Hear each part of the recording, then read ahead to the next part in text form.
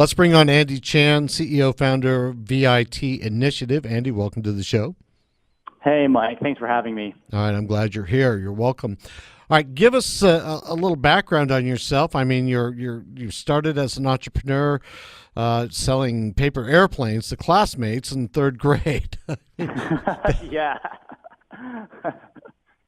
No, it was what was it? It was just that classic entrepreneur bug where we were just young. I just realized that we were all just throwing paper airplanes at the playground, and an idea just occurred to me. Well, I was like, well, paper is really easy to get as a resource and it's free. So I really wanted to be a scientist growing up too. So I started folding these paper airplanes and then giving it to my friends, realizing I could sell them for maybe like 50 cents. And then on the side, I could go buy candy or, whatever I was into when I was in third grade. I remember my mom kind of freaking out initially when I came home. She's like, where do you get all this money from? And I was like, you wouldn't believe it if I told you. Like, people are just buying paper from me. All right. Then you moved on. I think you moved on to, what was it, MIT Think Scholar Award, inventor of a novel way to capture solar energy at 18? Yeah. It was something, like I said, my aspiration was to be a scientist and an engineer. So it was senior year of high school, and I was like, I was looking around. Everyone was just thinking about college, and I was like, well, how can we like do something that affects people right now? And so I started building this like solar panel contraption in just my house over the course of like 9 months, and then I had applied to this MIT Think Scholar program, not thinking that anything would come with it because like they only select 3 kids in the United States, and then somehow I get the call, and they're like, yeah, so MIT is going to fund your projects, and we'll fly you up here to do a presentation and everything. I was like, I couldn't believe it. All right. Well, that brings us to VIT Initiative. What is it? Yeah, so VIT Initiative is a workplace safety analytics tool. We target heavy labor industries such as manufacturing and warehousing. We're focused on ergonomics initially. So if you're familiar with the Fitbit, we basically make like a Fitbit for your back. But instead of counting steps, we track postures and like lifting mechanics. Did you play sports yourself, Michael? Yes, wrestling. Oh, wrestling. Perfect. So so you know all about body mechanics and how you need to be in optimal positions at all times. So a lot of these workers that do physical labor need to be in these optimal positions. So our devices basically help them maintain those postures with real-time coaching and analytics. All right. Now, this can obviously reduce rates on insurance and workers' comp. Is there any pushback or feedback from that industry sector? So like you said, one of the biggest reasons why people want to adopt this type of technology is to mitigate workman's comp. It's also to increase operational efficiencies just within safety to see, are my training programs working? Does this workplace redesign actually do what I think it does? Can I reduce my cycle times?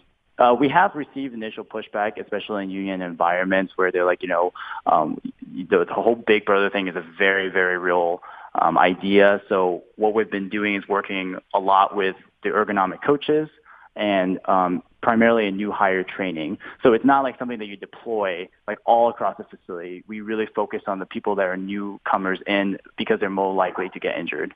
Okay, and they're more likely to adopt new ideas from the company. Where do people wear this? You mentioned the back, but I mean, open that up.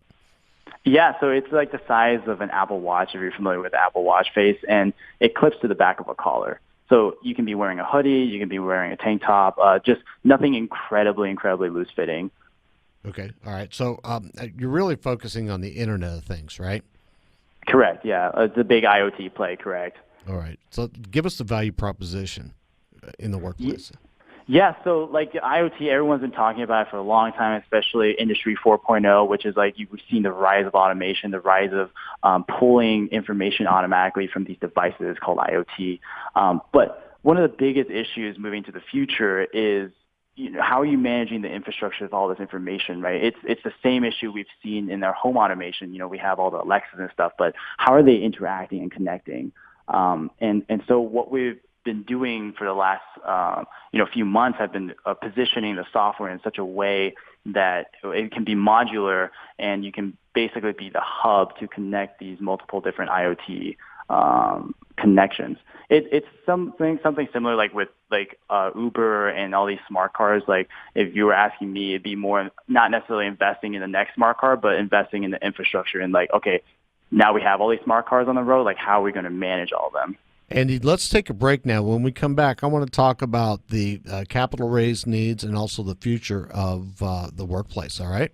Sure. Yeah, absolutely. Thank you. You're welcome. When we come back, we're going to be talking to Andy Chan, CEO and founder of VIT Initiative. VITinitiative.com is the website. This segment has been brought to you by our title sponsor, Tycon Partners. We'll be right back after these messages.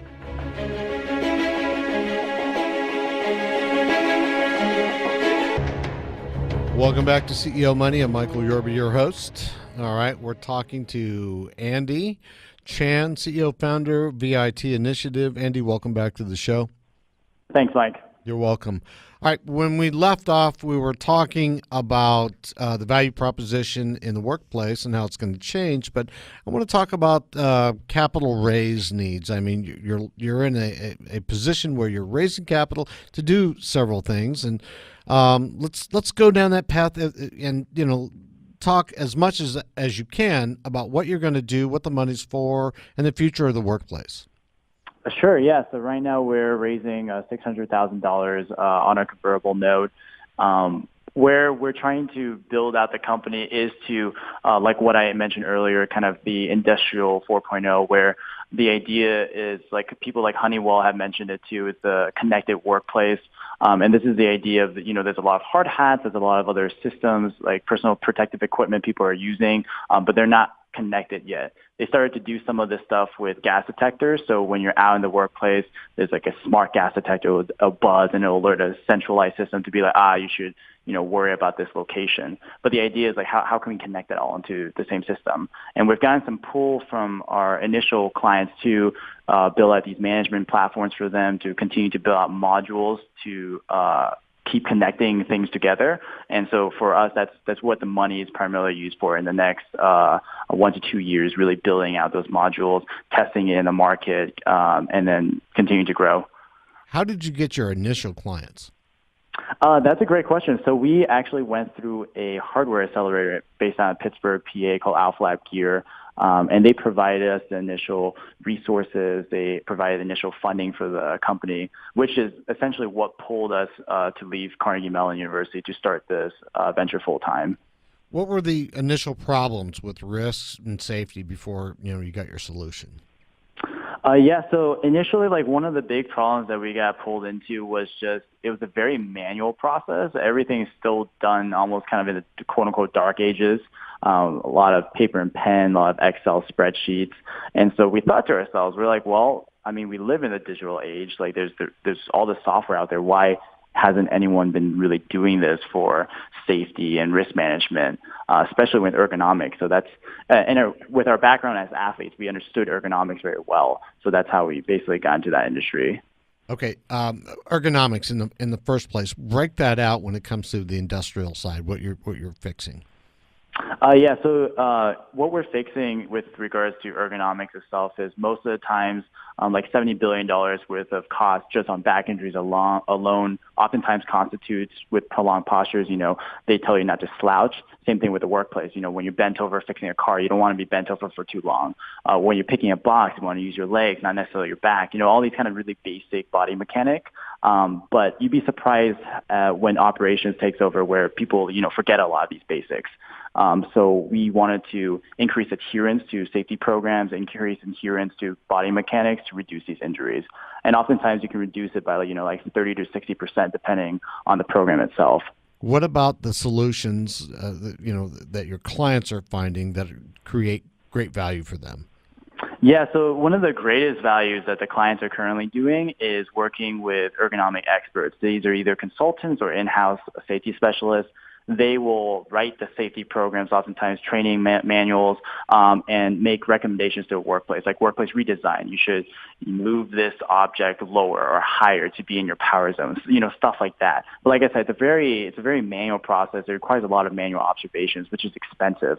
So that's why we created this system. It's almost like an eyes on the floor for these safety managers. So they just spend less time gathering data and more time solving the solution. Okay.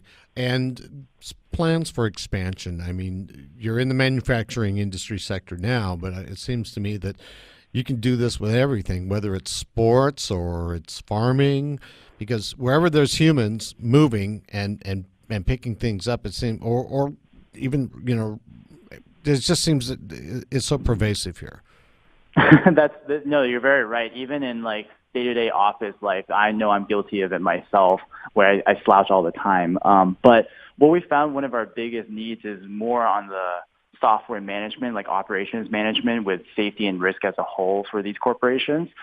So expansion is really going to be more on the software side. So we have this hardware play initially, but what we're really doing is expanding our software to do incident tracking, making sure who knows which supervisor is executing what task, because right now that's a lot of manual and a lot of email work too.